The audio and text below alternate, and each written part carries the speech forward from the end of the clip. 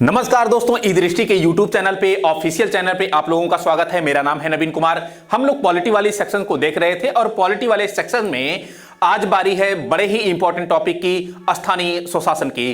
73वें संविधान संशोधन 1992 की, 74वें संविधान संशोधन 1992 की। तो आज दोनों संविधान संशोधनों को लेकर पढ़ने वाले हैं हम लोग। क्या कुछ क्वेश्चंस आईएएस में पूछे गए हैं, पीसीएस में पूछे गए हैं, बीपीएससी आरओ में पूछे गए हैं, उसको डिजिटल प्लेटफॉर्म पे हम आपको एज अ क्वेश्चन के तौर पर उपलब्ध करा के सारे ऑप्शंस को डिस्कस करने वाले हैं। तो आते हैं भाई, क्वेश्चन देखते हैं कि इस पर क्वेश्चन क्या पूछा गया है। तो आपको पता होगा कि 73वां संविधान संशोधन और 74वां संविधान संशोधन, संविधान का जो भाग 9 है और भाग 9 का है वह इससे रिलेट करता है। इसके अलावा 11वीं अनुसूची भी रिलेट करती है, 12वीं अनुसूची भी रिलेट करती है। तो जैसी सारी चीजों को डिस्कस करेंगे। आते हैं क्वेश्चन को देखते हैं, फिर बीच बीच में बातचीत करते हैं। पहला वाला क्वेश्चन क्या कह रहा है? क्वेश्चन पहला वाला कह रहा है कि भारतीय संविधान के निम्नलिखित अनुच्छेदों में से कौन सा अनुच्छेद राज्य की सरकारों को ग्राम पंचायतों को संगठित करने का निर्देश देता है? ये देखिए, जब हम डीपीएसपी पढ़ा रहे थे तो वहां पे भी एक क्वेश्चन आ चुका है। डीपीएसपी मतलब कि डायरेक्टिव प्रिंसिपल स्टेट पॉलिसी, राज्य के नीति निर्देशक तत्व। वहां पे हमने जब आर्टिकल आपको 14 पढ़ाया था तो यह बताया था कि राज्य का यह कर्तव्य होगा कि वह अपने राज्य के भीतर ग्राम पंचायतों का गठन करे। चूंकि यह गांधीवादी अवधारणा थी और गांधी का मानना था कि जो विकास का स्तर है वो ग्राम से स्टार्ट होता है। अगर ग्राम स्तर का विकास हो जाएगा तो पूरे देश स्तर का विकास हो जाएगा। तो एक गांधीवादी अवधारणा सिद्धांतों पर आधारित है। एक क्वेश्चन यहां पर भी रिलेवेंट है, एक क्वेश्चन डीपीएसपी में भी रिलेवेंट है। ठीक ना भैया? तो खैर, अनुच्छेद जो आपका होगा वह 40 होगा कि राज्य का यह कर्तव्य होता है कि राज्य के भीतर वह ग्राम पंचायतों का गठन करें। ठीक ना भैया? खैर, अगर मैं यह कहूं कि अनुच्छेद 32 क्या है, तो अनुच्छेद 32 ये फंडामेंटल राइट से जुड़ा हुआ क्वेश्चन है। अनुच्छेद 32 और संवैधानिक उपचारों का अधिकार। फंडामेंटल राइट टोटल का टोटल 6 प्रकार के होते हैं। स्वतंत्रता का अधिकार होता है, समानता का अधिकार होता है, शोषण के विरुद्ध अधिकार होता है, धार्मिक स्वतंत्रता का अधिकार होता है, शिक्षा एवं संस्कृति का अधिकार होता है, और लास्ट में जो आर्टिकल 32 के तहत आपको मिलता है वह संवैधानिक उपचारों का अधिकार है।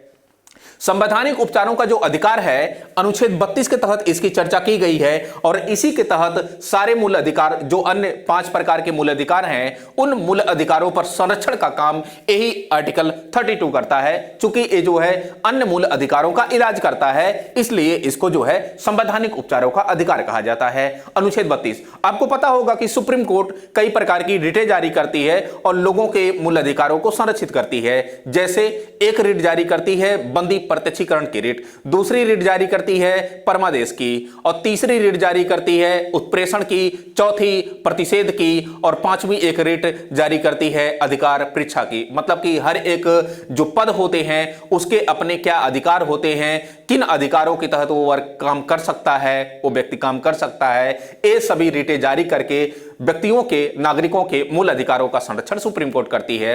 हालांकि मैं आपको बताते चलूं कि सुप्रीम कोर्ट के अलावा हाई कोर्ट भी रिटें जारी करने का काम करती है। जिस प्रकार अनुच्छेद 32 के तहत संरक्षण सुप्रीम कोर्ट में दिया जाता है, उसी प्रकार अनुच्छेद 226 का प्रयोग करके, अनुच्छेद 226 का प्रयोग करके हाई कोर्ट में संरक्षण लिया जा सकता है। यह हाई कोर्ट में संरक्षण, चूंकि देखिए होता क्या है कि फंडामेंटल राइट का अगर वायलेशन हो रहा है तो अनुच्छेद 32 का सहारा लेके सुप्रीम कोर्ट जाते हैं। लेकिन यहां पर क्या होता है कि सुप्रीम कोर्ट हम जो है अनुच्छेद 226 का सहारा लेके हाई कोर्ट तो जाएंगे ही फंडामेंटल राइट का वायलेशन होने पर। इसके अलावा अगर विधिक अधिकारों का भी वायलेशन हो रहा है तो हम जिला न्यायालय से डायरेक्ट फिर उसके बाद जो है हाई कोर्ट जा सकते हैं। ठीक है ना? तो कई ऐसे सारी चीजों को अगर हम देखें तो सुप्रीम कोर्ट से बड़ा जो है हाई कोर्ट का क्षेत्राधिकार होता है। एक क्वेश्चन पूछा गया है। खैर, ये तो हमने 32 को डिस्कस किया। फिर उसके बाद अनुच्छेद 48 है। अनुच्छेद 48 क्या कहता है? अनुच्छेद 48 भी आपका डीपीएसपी से ही रिलेट करता है। सीधा सा कहता है कि भैया जो कृषि है, जो पशुपालन है, इसको राज्य का यह कर्तव्य होगा कि कृषि और पशुपालन को आधुनिक और वैज्ञानिक ढंग से करे। ठीक ना? इसके अलावा जो गाय हैं, बछड़े हैं, दुधारू पशु हैं, उनके वध पर, उनको जो है मारने पर या उनके वध पर प्रतिबंध राज्य लगाएगा। ये आपका 48 अनुच्छेद 48 है। हालांकि यह मैं आपको आपको बताते चलूं कि 42वां संविधान संशोधन 1976 लाया गया और 42वें संविधान संशोधन 1976 के तहत अनुच्छेद 48 ए जोड़ा गया। अनुच्छेद 48 ए या फिर कहें कि 48 ए जोड़ा गया और सीधा सा कहा गया कि राज्य पर्यावरण के संरक्षण एवं संवर्धन का प्रयास करेगा। ठीक है ना, तो उससे इन्वायरमेंट से संबंधित चीजों को जोड़ दिया गया। खैर, ये हमने डिस्कस किया। अनुच्छेद 51 क्या है? अनुच्छेद 51 ये वैश्विक अंतरराष्ट्रीय शांति समझौता, ये राज्य को जो है हमेशा प्रयास करना चाहिए, जो भी संधि समझौते होते हैं केंद्र के द्वारा वो राज्य फॉलो करे। ये सब बातें जो है आर्टिकल 51 में कही गई हैं। ठीक है ना दोस्तों, तो खैर ये आपका पहला क्वेश्चन था। पहले क्वेश्चन से इतनी सारी जानकारी आपको मिल गई। आते हैं नेक्स्ट क्वेश्चन। खैर ये क्वेश्चन पूछा गया था 1994 में 39वीं बीपीएससी में। ठीक ना भैया, आते हैं नेक्स्ट क्वेश्चन। नेक्स्ट क्वेश्चन क्या कह रहा है? क्वेश्चन ये कह रहा है कि भारतीय संघात्मक व्यवस्था में तृतीय तल कब जोड़ा गया? तृतीय तल कब जोड़ा गया? देखिए जरा, होता क्या है कि एक प्रथम तल होता है, इनका यही मानना है क्वेश्चन का। दूसरा तल ये होता है, सेकंड तल कुछ ना कुछ होगा, और फिर कह रहे हैं कि तृतीय तल जोड़ा गया, थर्ड तल। तो प्रथम तल क्या है? जो केंद्र है ये प्रथम तल है, जो राज्य है ये सेकेंडरी जो है तल है, द्वितीय तल है, और तीसरा जो तल है वह स्थानीय स्तर की पंचायतें होती हैं, उसको हम तीसरा तल कहते हैं। तो सवाल है कि ये कब जोड़ा गया? केंद्र राज्य तो समझ में आता है, लेकिन स्थानीय प्रशासन क्या है, ये कब जोड़ा गया? तो आपको पता होगा कि 73वां संविधान संशोधन 1992 लाया गया और 73वें संविधान संशोधन 1992 के तहत 24 अप्रैल 1993 को ये जो है जोड़ दिया गया। कब? 24 अप्रैल 1993 को लागू कर दिया गया। ठीक है ना, लेकिन 73वां संविधान संशोधन 1992 लाया गया था। ये जो क्वेश्चन दिया है बड़ा ही उलझाऊ क्वेश्चन दिया था, लेकिन कह रहा है कि कब जोड़ा गया?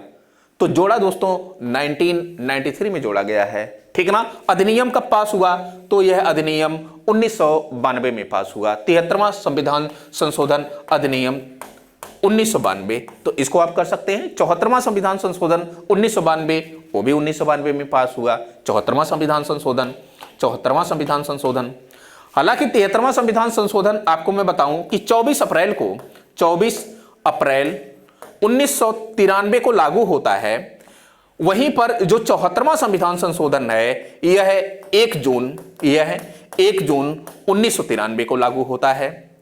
क्योंकि 24 अप्रैल को यह लागू होता है 73वां संविधान संशोधन, इसलिए पंचायती राज दिवस भी मनाया जाता है 24 अप्रैल को। यह भी क्वेश्चन पूछा गया है।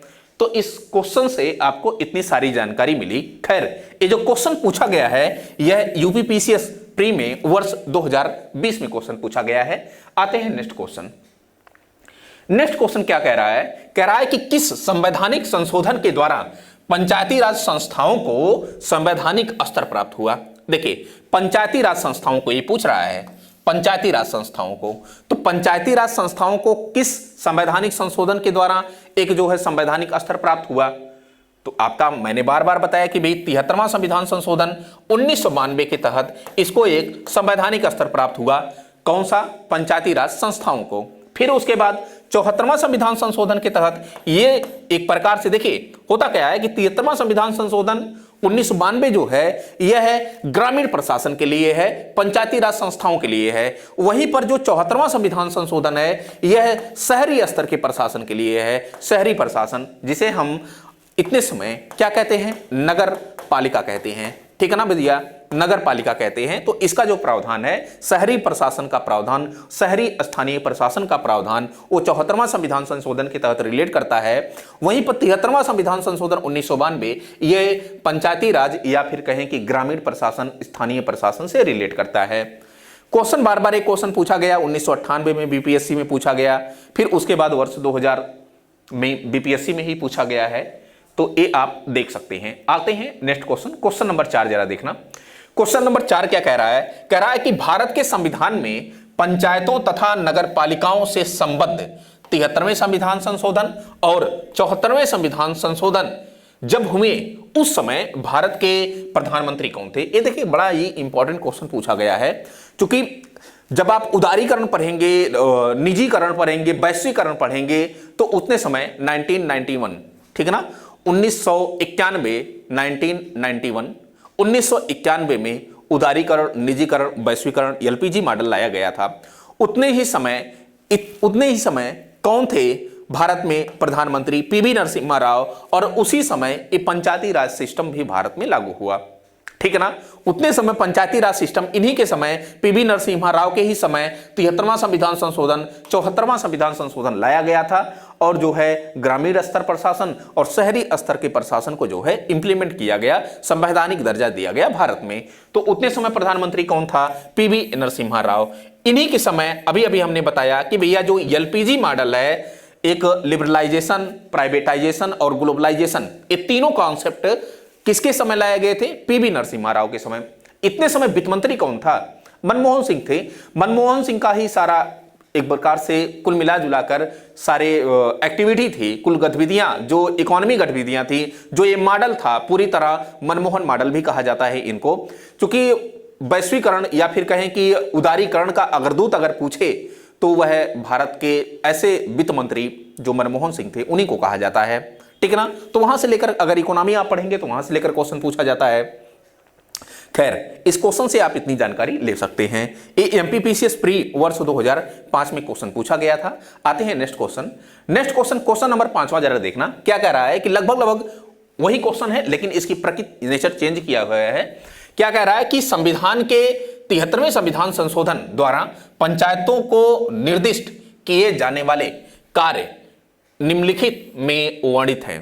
पंचायतों को, और 73वां संविधान संशोधन हुआ क्या कि सुनना जरा।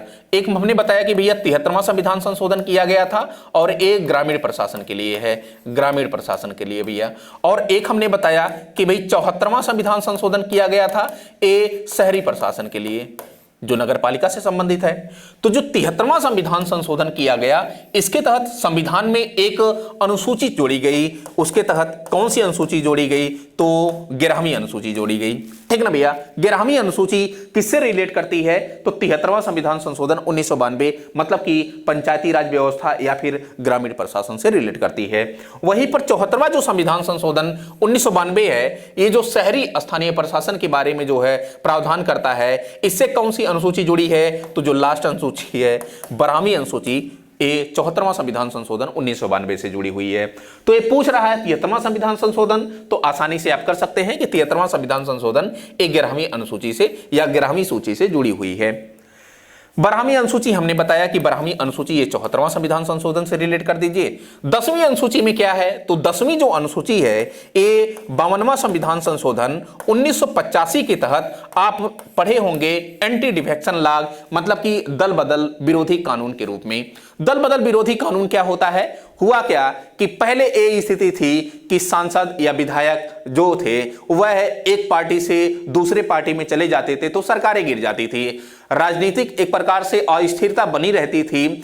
इसमें कुल मिला जुला कर कहीं न कहीं करप्शन भी देखा गया बड़े पैमाने पर। इसको ध्यान में रखते हुए कि सरकारें स्थिर रहें, कम से कम 5 साल तक चले सरकारें, या फिर जो है जिस टिकट पर कोई चुनाव लड़ा है उसी टिकट पर जो है अपना लोकतांत्रिक स्वरूप स्थापित करके कुल मिला जुला कर एक प्रकार से लोगों के विकास का कार्य करे।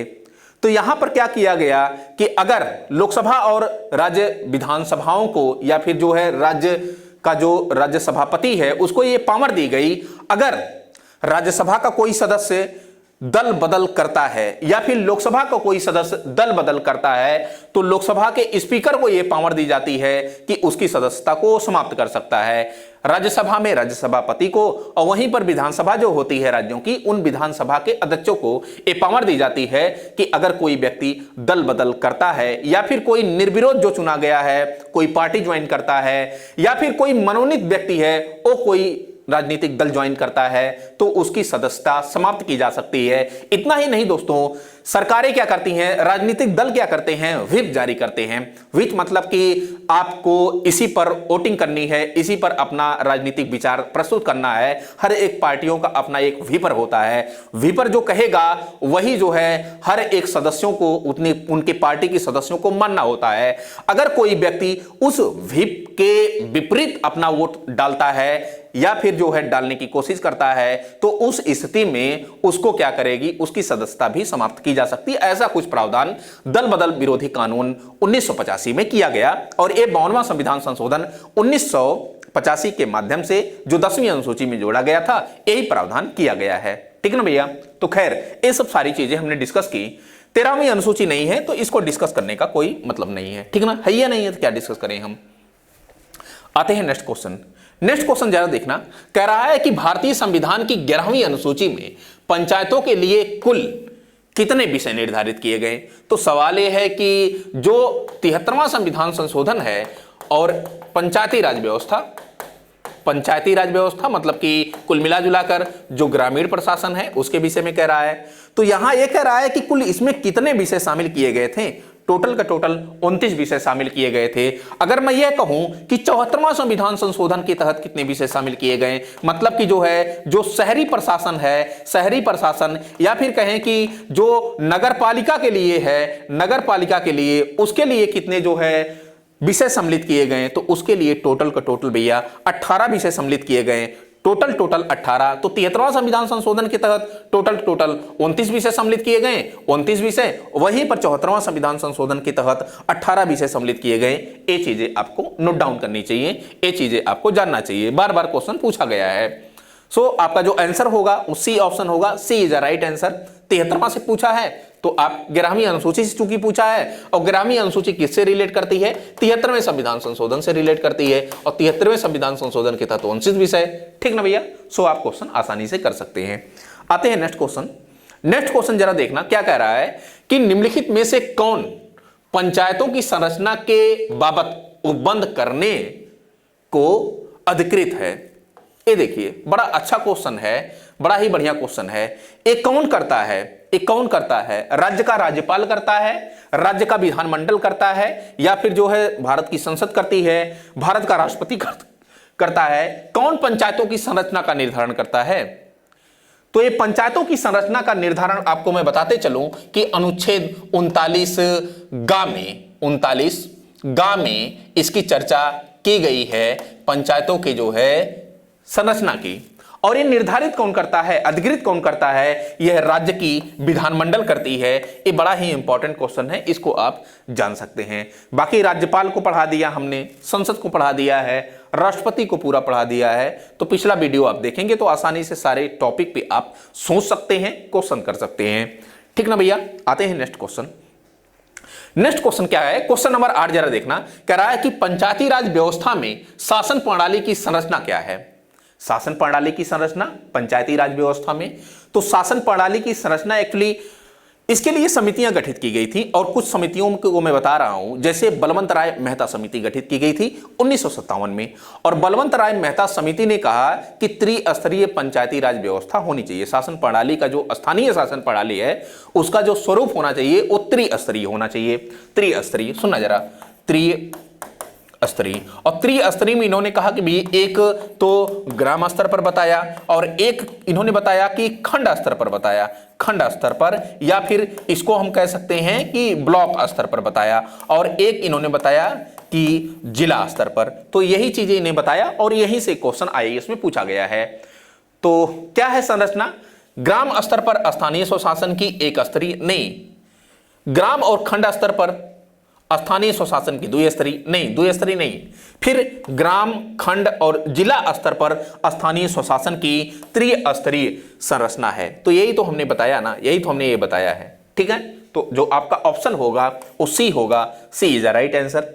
नीचे भी देख लीजिए, ग्राम, खंड, जिला और राज्य स्तर पर स्थानीय स्वशासन की चतुर्स्तरीय व्यवस्था नहीं, ये सब कहां, त्रिस्तरीय व्यवस्था है। ठीक ना। और त्रिस्तरीय व्यवस्था को किसने दिया, तो 1957 में बलवंत राय मेहता समिति गठित की गई थी, बलवंत राय मेहता समिति, और इसी ने सिफारिश की थी कि भैया त्रिस्तरीय एक जो है स्थानीय स्वशासन होना चाहिए, और जिसमें ग्राम स्तर, ब्लॉक स्तर और जिला स्तर होना चाहिए। इसी को सबसे पहले अपने यहां 2 अक्टूबर 1959 को नागौर में, जो राजस्थान में पड़ता है, वहां पे लागू कर दिया गया। तो राजस्थान में सबसे पहले लागू हुआ, फिर उसके बाद देन उसी वर्ष 1959 में ही आंध्र प्रदेश में लागू हुआ। तो दोनों पहले राज्य हैं जिन्होंने जो है ये स्थानीय प्रशासन को लागू किया अपने यहां। ठीक ना भैया। तो खैर AIS में क्वेश्चन पूछा गया है 1996 में। आते हैं नेक्स्ट क्वेश्चन। नेक्स्ट क्वेश्चन क्या कह रहा है कि वह न्यूनतम जनसंख्या कितनी है। ध्यान से सुनिएगा, बड़ा अच्छा क्वेश्चन है। कह रहा है कि वह न्यूनतम जनसंख्या कितनी है जिसके नीचे 73वें संविधान संशोधन अधिनियम के उपबंध के अनुसार मध्यवर्ती स्तर, और ये मध्यवर्ती स्तर है क्या, हम इसको कह सकते हैं कि भाई ब्लॉक स्तर, या फिर हम इसको कह सकते हैं कि खंड स्तर, यही मध्यवर्ती स्तर है। तो कह रहा है कि मध्यवर्ती स्तर पर पंचायतें गठित नहीं की जा सकती। कब गठित नहीं की जा सकती, जनसंख्या कितनी नीचे हो तब जो है गठित नहीं की जा सकती। अगर जनसंख्या 20 लाख से नीचे होती है तो जो मध्यवर्ती जो है पार्ट है, ब्लॉक स्तर का पार्ट है या खंड स्तर का पार्ट है, वहां पर जो है कुल मिला जुलाकर पंचायतें गठित नहीं की जा सकती। ये आपको जानना चाहिए। की पॉइंट 20 लाख है, 20 लाख है, कुल मिला जुलाकर अगर 20 लाख से कम जनसंख्या है तो वहां पर ये जो मध्यवर्ती स्तर है ये इंप्लीमेंट नहीं होगा, ये लागू नहीं होगा। ठीक ना भैया। इसके लागू होने के लिए जरूरी है कि ये 20 लाख से प्लस जनसंख्या हो राज्य की, फिर उसके बाद मध्यवर्ती स्तर लागू किया जा सकता है।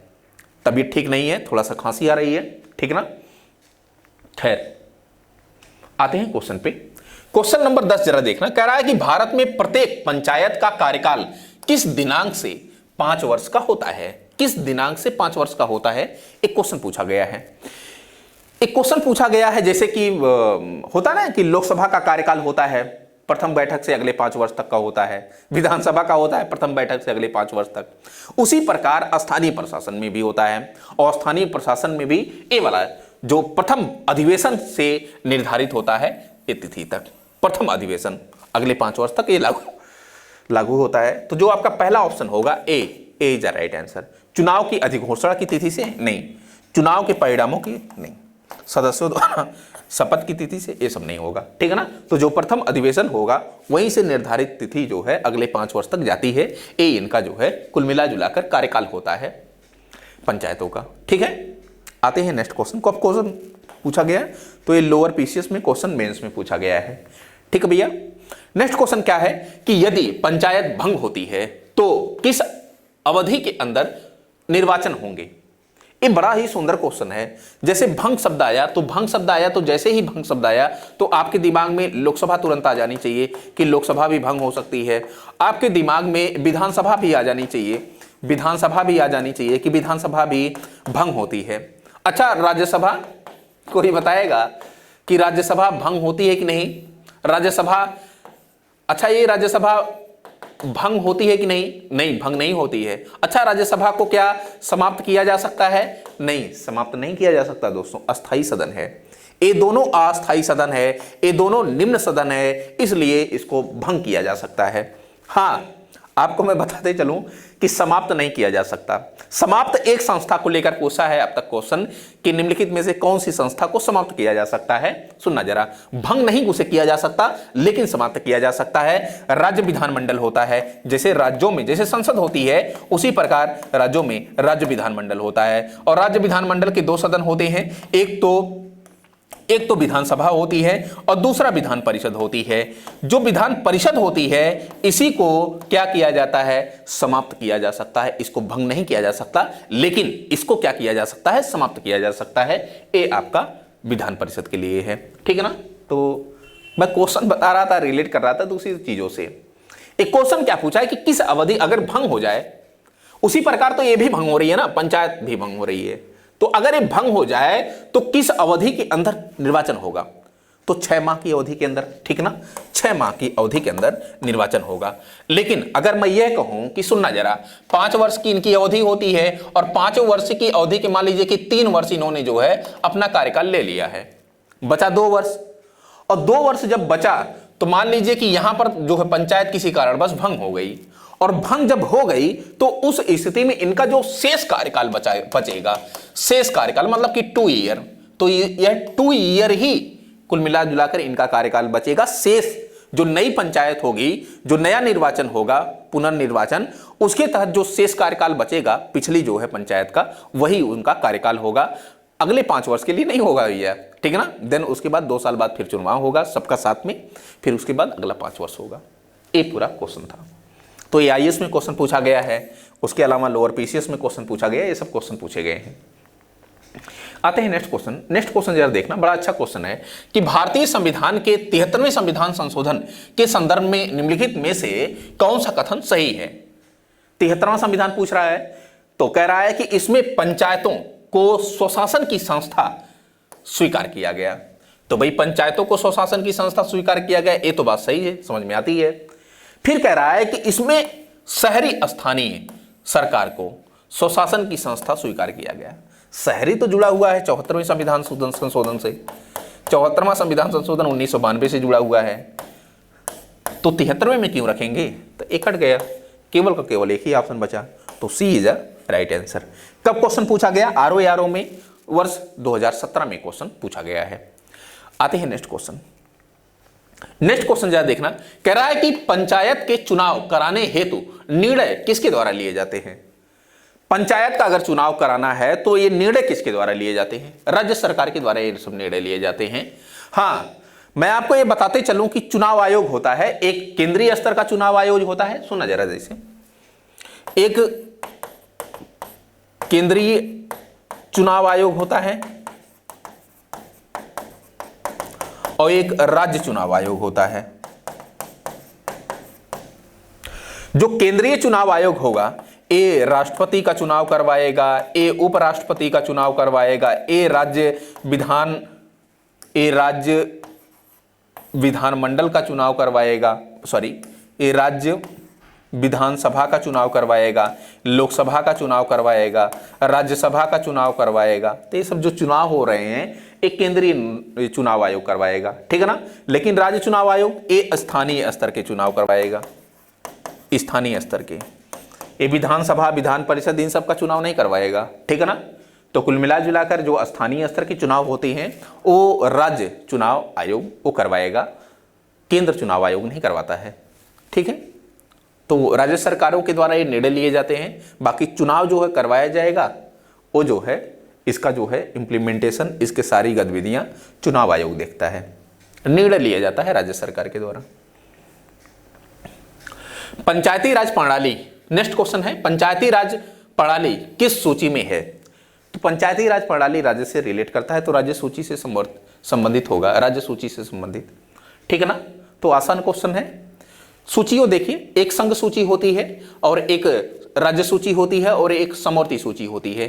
क्योंकि जब आप 7वीं अनुसूची पढ़ेंगे, हमने ये पढ़ाया है ना 7वीं अनुसूची, तो 7वीं अनुसूची में पढ़ेंगे तो आप तो शक्तियों का विभाजन किया गया है, विषयवार शक्तियों का विभाजन, एक संघ सूची के रूप में, एक राज्य सूची के रूप में और एक समवर्ती सूची के रूप में। जो संघ सूची है, इस संघ सूची में तो मूल रूप से पहले 97 विषय हुआ करते थे, 97 विषय, 97 सब्जेक्ट हुआ करते थे। लेकिन वर्तमान में इसमें टोटल का टोटल 100 विषय हैं।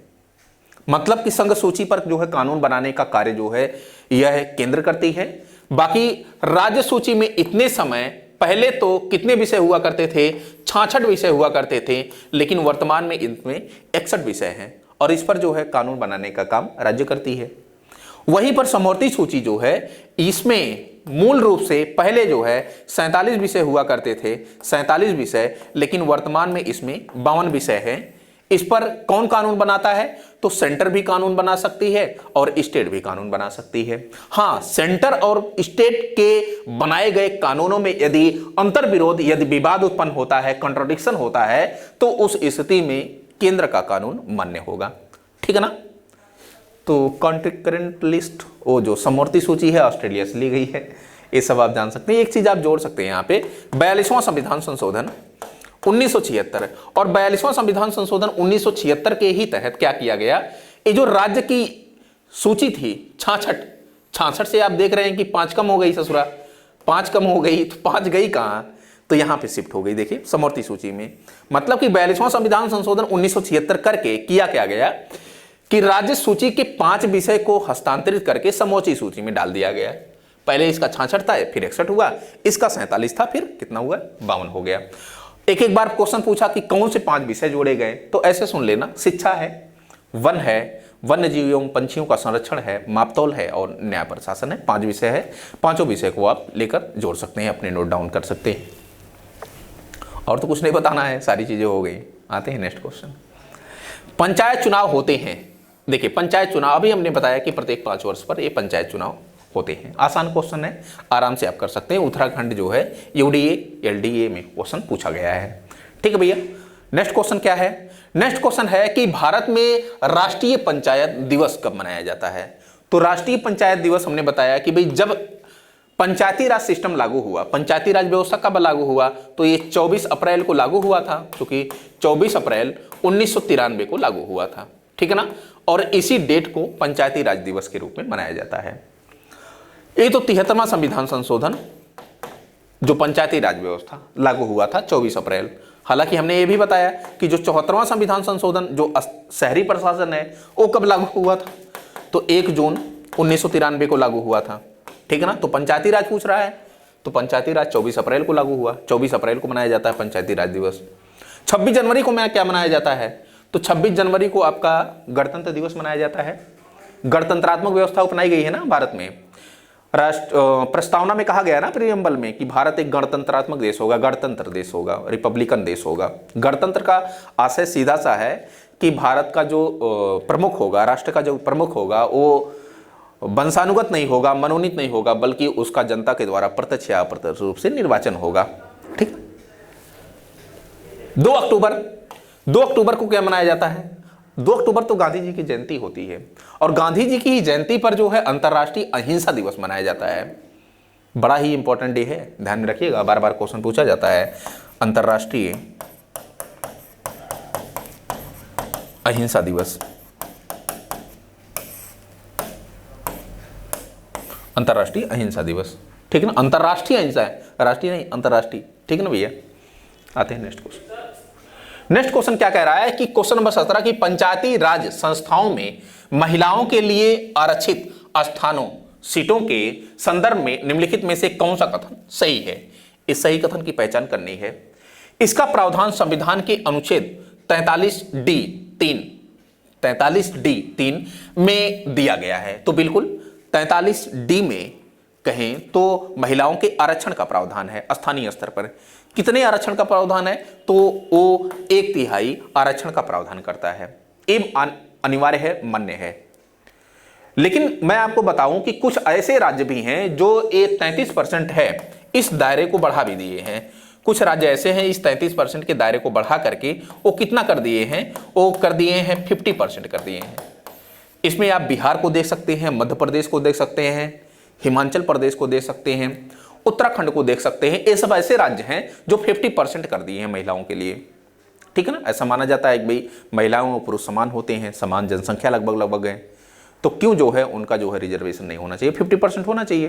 ठीक है, तो ये फिर कह रहा है कि यह आरक्षण अनुच्छेद 334 में विनिर्दिष्ट अवधि की समाप्ति पर प्रभावी रहेगा।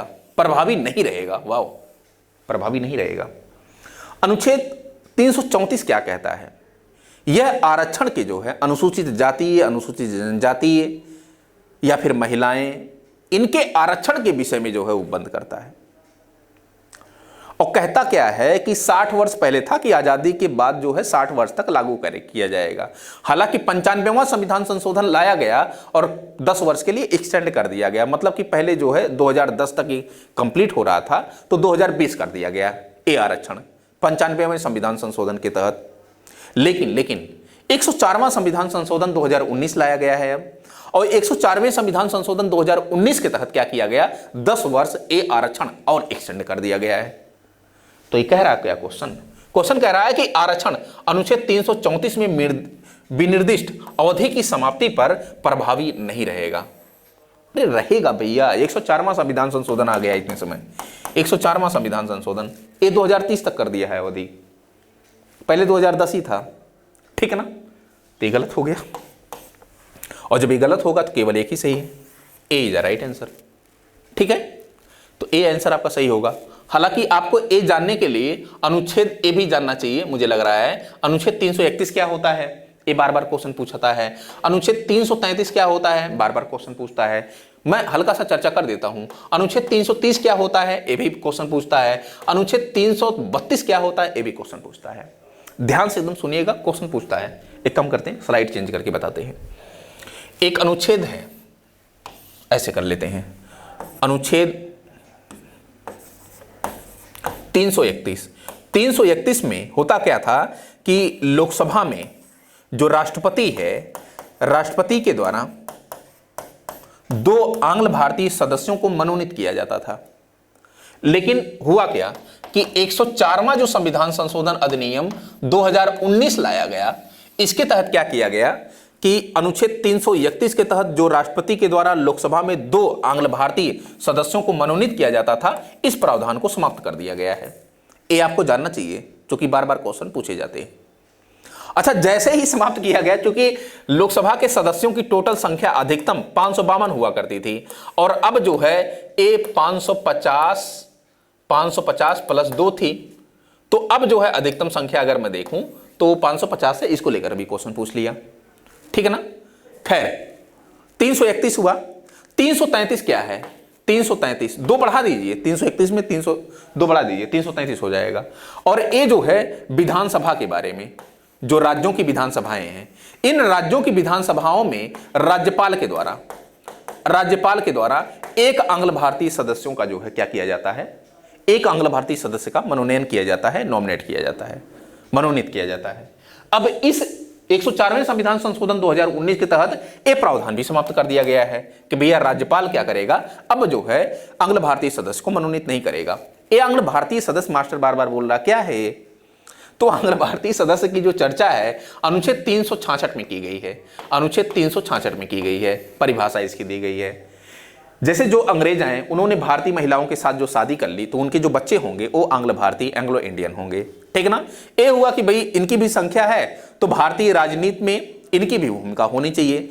लेकिन मैं आपको बताते चलूं कि इनकी भूमिका इसलिए अब खत्म कर दी गई है क्योंकि इनकी जो संख्या है वो 200 से भी कम हो गई है, और भारत एक ह्यूज पॉपुलेशन वाला देश है। तो कैसे सवाल है कि 196 या 200 के करीब जनसंख्या वाले में एक कोई जो है कैंडिडेट लाया जाए। ये प्रावधान समाप्त कर दिया गया, ठीक है ना। खैर, एक अनुच्छेद हमने बताया, इसको आप जान लिए हैं। एक अनुच्छेद हमने बताया, आते हैं उसको भी डिस्कस कर लेते हैं। एक अनुच्छेद हमने बताया कि 330 और 332, इसको भी जानते रहिए आप। 330 में क्या है, 330 में सीधा सा कहा गया है कि जो एससी हैं या फिर एसटी हैं, इनके आरक्षण का प्रावधान, लोकसभा में आरक्षण का प्रावधान किया गया है। अनुसूचित जातियों और अनुसूचित जनजातियों के आरक्षण का प्रावधान लोकसभा में अनुच्छेद 330 के तहत किया गया है।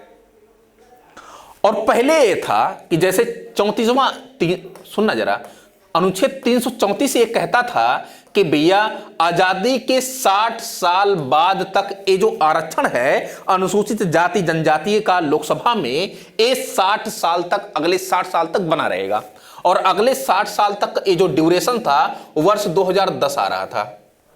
लेकिन 95वां संविधान संशोधन लाया गया, और 95वां संविधान संशोधन 2009 ला करके क्या किया गया कि 10 वर्ष एक्सटेंड कर दिया गया, मतलब कि 2020 कर दिया गया। और जब 2020 भी समाप्त हो गया, फिर क्या किया गया, 104वां संविधान संशोधन लाया गया, और 104वां संविधान संशोधन 2019 ला करके फिर क्या किया गया, इसमें 10 वर्ष और बढ़ा दिया गया, मतलब कि 2030 कर दिया गया। यही क्वेश्चन बार बार पूछता है, ठीक है ना। यहां पर लोकसभा में आरक्षण है एससी एसटी के लिए, और यहां पर विधानसभा में आरक्षण है। यहां पर राज्यों की जो विधानसभाएं हैं उनके लिए अनुसूचित जातियों और अनुसूचित जनजातियों के लिए आरक्षण का प्रावधान है। तो आई होप समझ में आ गया होगा, आसान है बिल्कुल, ठीक है ना। आते हैं next question. Next question, question number 18 जरा देखना। कह रहा है कि भारत में महिलाओं के लिए स्थान आरक्षित है। कहां पे आरक्षित है? महिलाओं के लिए, अनुसूचित जातियों जनजातियों के लिए हमने बताया है, महिलाओं के लिए दोस्तों नहीं बताया है। तो महिलाओं के लिए ना तो लोकसभा में, ना तो जो है, ये बेचारी बार बार डिमांड करती हैं कि महिलाओं को जो है कुछ आरक्षण दिया जाए। जैसे स्थानीय प्रशासन में दिया गया है 33%, 1/3। यहाँ पे मान्य जरूरी है, राज्य चाहें तो उसको बढ़ा सकते हैं, राज्य विधानमंडल, ठीक है ना। और बढ़ाई है 3-4 राज्य, 5 राज्य 50% ले जाकर बिहार, हिमाचल प्रदेश, उत्तराखंड, मध्य प्रदेश जैसे राज्य किए हैं। तो बार बार ये महिलाएं मांग कर रही है कि भैया विधानसभाओं में, लोकसभाओं में और मंत्रिमंडल तक हमको जो है रिजर्वेशन दिया जाए, ठीक है ना। तो खैर इनकी जो चर्चा है अभी अभी केवल पंचायती राज में है। पढ़ाते समय बड़ा जैसे अंदर से फीलिंग आती है कि भाई उनकी संख्या आधी है, फिर भी ये देखने को मिलता है ससुरा 100 सीट है, उसमें 12 बेचारी हैं। तो एक असमानता है ना, लैंगिक असमानता, जेंडर इनइक्वलिटी, लैंगिक असमानता, तो ये नहीं होना चाहिए। तो क्या होगा आपका ऑप्शन? ए ऑप्शन होगा। आते हैं नेक्स्ट क्वेश्चन। संविधान के अंतर्गत पंचायतों में महिलाओं के लिए 1/3 प्रतिनिधि, देखिए जरा 1/3 प्रतिनिधि की गारंटी कौन सा अनुच्छेद देता है? अभी अभी हमने बताया कि अनुच्छेद 243 डी बताया, और डी से अगर आप जोड़ेंगे का, खा, गा, घा, क्या आएगा? ठीक है ना, option B, B is the right answer. एक क्वेश्चन पूछा गया वर्ष 2010 में। नेक्स्ट क्वेश्चन आते हैं बलवंत राय मेहता समिति। देखिए अब समितियां आ गई हैं, तो पंचायती राज व्यवस्था को गठित करने से पहले ही, ठीक ना, उससे पहले ही समितियां गठित की जाती थी पंचायती राज संस्थाओं को लेकर, स्थानीय प्रशासन को लेकर। तो जो सबसे पहले समिति गठित की गई थी वह 1957 में बलवंत राय मेहता समिति गठित की गई थी। और बलवंत राय मेहता ने सबसे पहले बताया कि भैया स्थानीय प्रशासन का जो स्वरूप होना चाहिए वह है त्रिस्तरीय होना चाहिए, त्रिस्तरीय। और त्रिस्तरीय में हमने बताया कि भाई एक ग्राम स्तर का होना चाहिए, दूसरा जो होना चाहिए वो ब्लॉक स्तर का होना चाहिए या खंड स्तर का होना चाहिए, खंड स्तर का, और तीसरा जो होना चाहिए वो जिला स्तर का। ये भी क्वेश्चन पूछा गया, जिला स्तर का होना चाहिए। तो त्रिस्तरीय व्यवस्था इन्होंने दी। द्विस्तरीय व्यवस्था किसने दी? तो अशोक मेहता समिति इसके बाद गठित की जाती है, अशोक मेहता समिति। और अशोक मेहता समिति 1977-78 में गठित की जाती है, ठीक है ना, 77 में गठित की जाती है, 78 में अपनी रिपोर्ट देती है। तो ये द्विस्तरीय की बात करती है, खंड स्तर की बात ही नहीं करती है। ठीक, आते हैं नेक्स्ट क्वेश्चन। नेक्स्ट क्वेश्चन क्या कह रहा है कि निम्नलिखित राज्यों में से किसमें बलवंत राय मेहता समिति की सिफारिशों के अनुसार पंचायती राज व्यवस्था सर्वप्रथम स्थापित की गई? तो सर्वप्रथम किसमें? हमने बताया कि भाई 2 अक्टूबर 1959 को नागौर में स्थापित की गई, नागौर, और ये कहाँ है? राजस्थान है। और जस्ट 1959 में ही, जैसे ही राजस्थान ने अपने यहाँ इंप्लीमेंट किया, वैसे ही तुरंत उसी वर्ष में 1959 में ही आंध्र प्रदेश ने भी कर लिया। तो जो आपका ऑप्शन होगा खैर यहाँ पे सी ऑप्शन होगा, सी इज राइट आंसर, राजस्थान होगा। नेक्स्ट क्वेश्चन क्या है कि भारत में पंचायती राज की अनुशंसाओं के लिए बनी समिति के अध्यक्ष थे पंचायती राज।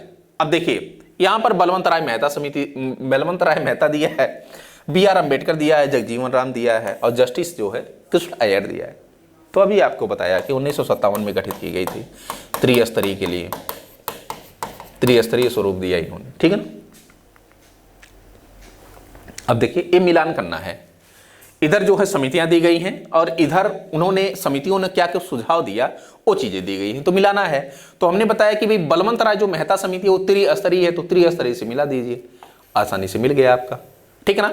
फिर अशोक मेहता समिति हमने बताया कि द्विस्तरीय है, तो द्विस्तरीय से मिला दीजिए, ये आपका मिल गया। फिर उसके बाद जो है ML Singhvi, ML Singhvi actually है ये स्थानीय स्वशासन पद्धति से ही संबंधित है, इनको यहां से मिला दीजिए, ठीक है ना, यहां से मिल गया। फिर GVKR राव, इनको जो है प्रतिनिधित्व के तरीके में सुधार, ये आप मिला दीजिए, हो गया, आप बाकी आंसर कर लीजिएगा, ठीक है ना। फिर क्या कह रहा है कि भारत में पंचायती राज व्यवस्था का वास्तुकार या शिल्पी किसे कहा जाता है? तो ये बलवंत राय मेहता को ही कहा जाता है, चूंकि बलवंत राय मेहता ही 1957 में इन्होंने जो है त्रिस्तरीय व्यवस्था को जो है दिया और जो पूरे भारत में इंप्लीमेंट हुई, ठीक है ना। तो इसी कारण इनको भारत में स्थानीय या पंचायती राज व्यवस्था का जो है क्या कहा जाता है, शिल्पकार कहा जाता है या वास्तुकार कहा जाता है। तो आप जो है BR मेहता या बलवंत राय मेहता को टिक कर सकते हैं। नेक्स्ट क्वेश्चन क्या है कि भारत में पंचायती राज व्यवस्था सर्वप्रथम राजस्थान, और देखिए यही क्वेश्चन पूछा, और कहां पे? आंध्र प्रदेश, ठीक है भैया, आंध्र प्रदेश। तो आंध्र प्रदेश कर लीजिए। नेक्स्ट क्वेश्चन क्या है कि भारत में पंचायती राज प्रणाली का शुभारंभ कब हुआ और कहां पे हुआ? कब हुआ, कहां पे हुआ? तो 2 अक्टूबर 1959 को नागौर राजस्थान में हुआ। तो एक क्वेश्चन बार बार रिपीटेड है, तो आसानी से आप कर सकते हैं, सिंपल क्वेश्चन था। निम्नलिखित में से कौन सी एक समिति पंचायती राज संस्था से संबंधित नहीं है? PBN राव, ये समिति आपको मिली। ML सिंघवी समिति 1986 में गठित की गई थी और इसने मांग की कि भैया संवैधानिक दर्जा दिया जाना चाहिए। जो पंचायती राज सिस्टम है इसको संवैधानिक दर्जा दिए जाने की मांग, स्थानीय स्वशासन को संवैधानिक दर्जा दिए जाने की मांग सबसे पहले जो है ML सिंघवी समिति ने की थी। 1986 में गठित की गई थी। अशोक मेहता समिति हमने बताया कि द्विस्तरीय जो है यह है स्थानीय प्रशासन की बात करती है, सुझाव देती है, द्विस्तरीय सिस्टम होना चाहिए। और एक गठित कब की गई? 1977-78 में। 1977-78 में बलवंत राय मेहता हमने बताया कि अभी भी कि त्रिस्तरीय जो है पंचायती राज सिस्टम ये जो है सुझाव दिए थे। खैर इनके जो है सुझाव को इम्प्लीमेंट भी किया गया 1957 में। बाकी एक ही आपका नहीं है, एक ही नहीं है, ठीक है ना? PBN राव समिति ये नहीं है, तो ए आपका आंसर होगा। आते हैं नेक्स्ट क्वेश्चन। नेक्स्ट क्वेश्चन क्या कह रहा है कि पंचायती राज से संबंधित निम्नलिखित समितियों का कालखंडों के कालक्रम से व्यवस्थित कीजिए और नीचे जो है कोड का प्रयोग करिए। देखिए क्वेश्चन कितनी बार पूछा गया है, बड़ा ही इंपॉर्टेंट क्वेश्चन है, ठीक है? तो ये क्वेश्चन GKVR राव समिति एक कब गठित की गई थी? ये आपका 1985 में गठित की गई थी। इसको आप जानते रहिएगा, ठीक है ना? ML सिंघवी समिति कब गठित की गई थी? ये कब गठित की गई थी? तो ये 1986 में गठित की गई थी। अशोक मेहता समिति कब गठित की गई थी? यह 1977-78 में गठित की गई थी। इसको आप जानते रहिए। बलवंत राय मेहता समिति कब गठित की गई थी? तो 1957 को गठित की गई थी। इस हिसाब से आप ऑप्शन देखेंगे। अगर आपको केवल यही याद है कि भैया सबसे पहले बलवंत राय मेहता समिति गठित की गई थी 1957 में, तो भी आपका 3 पहले है, तो 3 पहले है तो एक ही ऑप्शन 3 पहले स्टार्ट हो रहा है, तो भी आप सी ऑप्शन आराम से आप कर सकते थे। आसान क्वेश्चन था, ठीक है ना? आते हैं नेक्स्ट क्वेश्चन। नेक्स्ट क्वेश्चन है, इसको मिलान करना है, इसको आपको मिलान करना है, ठीक है ना भैया? कब कब कौन सी समितियां कब कब गठित की गई? तो CH हनुमंता राव समिति ये 1984 में गठित की गई। फिर उसके बाद GVK राव समिति ये 1985 में गठित की गई, अभी अभी हमने बताया। अशोक मेहता समिति हमने बताया कि 1977-78 में गठित की गई, तो यहां से आप 77-78 ले सकते हैं। ML सिंघवी समिति बार बार हमने बताया कि 1986 में गठित की गई, तो यहां से आप ले सकते हैं, ठीक है ना? लास्ट में बलवंत राय मेहता समिति बची, तो इसको आप यहां से ले सकते हैं। तो इस हिसाब से अगर आप देखेंगे तो आपका जो है डी ऑप्शन होना चाहिए। डी, 1 का 3, 1 का 3, एक ही ये मिल ही रहा है, तो डी ऑप्शन होगा, ठीक है ना? D option. बीपीएससी में 66वीं बीपीएससी में क्वेश्चन पूछा गया है। नेक्स्ट क्वेश्चन क्या है कि पंचायती राज संस्थाओं को संवैधानिक मान्यता प्रदान करने की अनुशंसा करने वाली समिति कौन सी? अभी अभी हमने बताया कि भाई ML सिंघवी समिति 1986 में जो गठित की गई थी, ML सिंघवी समिति, इसी ने। अशोक मेहता समिति 1977-78 में द्विस्तरीय पंचायती राज व्यवस्था की सिफारिश करती है। के संथानम समिति है नहीं, के संथानम समिति वर्ष 1964 में गठित की गई थी। BKRV राव समिति ये हमने बताया कि 1985 में गठित की गई थी, ठीक ना? हमारे संविधान के किस भाग में 3 सोपानों में पंचायतें बनाने की परिकल्पना की गई? किस भाग में? तो भाग 9 में पंचायतों से संबंधित। देखिए 2 चीजें हैं, ध्यान से एकदम सुनिएगा। एक भाग 9 है और एक जो है भाग 9 का है। भाग जो 9 है यह 73वां संविधान संशोधन से जुड़ा हुआ है और भाग जो 9 का है यह है 74वां संविधान संशोधन से जुड़ा हुआ है।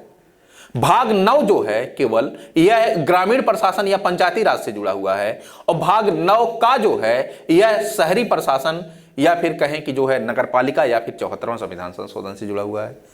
तो ये जो है आपका पंचायतों से संबंधित पूछ रहा है, तो 9, ठीक है ना?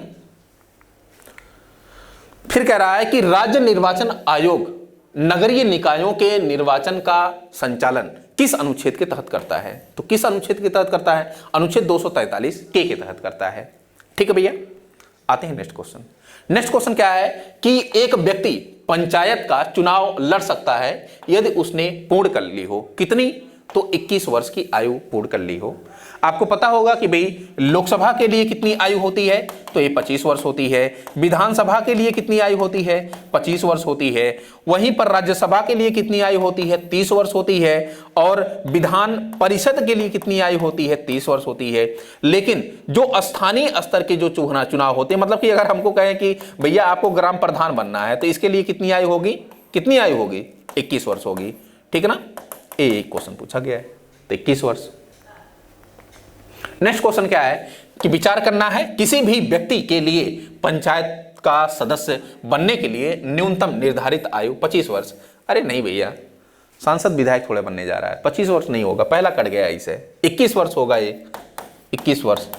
फिर कह रहा है कि पंचायत के समय पूर्व भंग होने के पश्चात पुनर्गठित पंचायत केवल अवशिष्ट समय के लिए ही जारी रहती है। तो क्वेश्चन हमने बताया कि मान लीजिए 5 वर्ष का होता है अपने पहले अधिवेशन से, और 5 वर्ष का होता है, 3 वर्ष बाद भंग कर दी जाती है। तो जो शेष 2 वर्ष बचेगा, जो नई जो है गठित होगी, अगले 6 महीने में चुनाव जो करवाया जाएगा, तो जो नई पंचायत गठित होगी वो कितना, केवल का केवल जो शेष बचा रहेगा पिछली अवधि, पिछली जो है पंचायत की अवधि, कार्यकाल, वही जो है वो अपने कार्यकाल में हासिल करेगी, लिए रहेगी। ठीक है ना, 2 वर्ष वही लिए रहेगी कुल। तो ये आपका ये सही है केवल, तो बी। ठीक है भैया, आते हैं नेक्स्ट क्वेश्चन। निम्नलिखित में से कौन पंचायतों की वित्तीय स्थिति का पुनर्विलोकन करने के लिए वित्त आयोग का गठन किया जाता है। देखिए, पंचायतों का 2 प्रकार के वित्त आयोग का गठन किया जाता है। एक जो है अनुच्छेद, इसको आप जानते रहिएगा, अनुच्छेद 243 आई एक है, और एक अनुच्छेद है 243 वाई। होता क्या है कि पंचायतों के जो है वित्त पुनर्विलोकन के लिए 243 आई के तहत राज्यपाल क्या करता है, यह वित्त आयोग का गठन करता है। लेकिन वहीं नगरपालिका के जो है, यह है नगरपालिका के वित्त पुनर्विलोकन के लिए राज्य वित्त आयोग का गठन 243 वाई के तहत करता है। कुल मिला जुलाकर यह 73वां संविधान संशोधन से रिलेट करता है, अनुच्छेद 243 आई, और 243 वाई यह 74वां संविधान संशोधन से रिलेट करता है, ऐसे आप कह सकते हैं। ठीक है ना, तो क्या होगा, भारत का वित्त आयोग का गठन करता है, कौन करता है, राज्यपाल कहीं दिया है, हाँ, संबंधित राज्य का राज्यपाल। ठीक है, निम्नलिखित में से कौन राज्य सरकार तथा स्थानीय शासन के बीच बंटवारे के लिए उत्तरदायी होता है, तो बंटवारे के लिए जो है राज्य वित्त आयोग होता है। ठीक है ना, फिर कह रहा है कि निम्नलिखित में से कौन संविधान के कौन सा भाग नगर पालिका से संबंधित है, कौन भाग नगर पालिका, तो अभी मैंने बताया 9A है। ठीक है ना, 9 में जो है पंचायती राज है, और 9A में जो है आपका नगर पालिका है। कुल मिला जुलाकर ये 74वां संविधान संशोधन है। अगर 9 की केवल बात करें, केवल 9 की बात करेंगे, या फिर हम कहें कि ऐसे रोमन में लिख दीजिएगा, ठीक है ना, तो ये आपका 73वां संविधान से रिलेट करता है। आज के लिए फिलहाल इतना ही। Thank you so much for watching this video. आप लोगों से बड़ी उम्मीद है कि आप इस वीडियो को शेयर करेंगे, सब्सक्राइब करेंगे, लाइक करेंगे, और आपकी और भी क्या आवश्यकता है घटना चक्र से, ई दृष्टि के प्लेटफॉर्म से, मुझसे आप कमेंट करके जरूर बताएंगे। Thank you so much, thank you आपका सपोर्ट के लिए, आपके प्यार के लिए। थैंक यू भैया।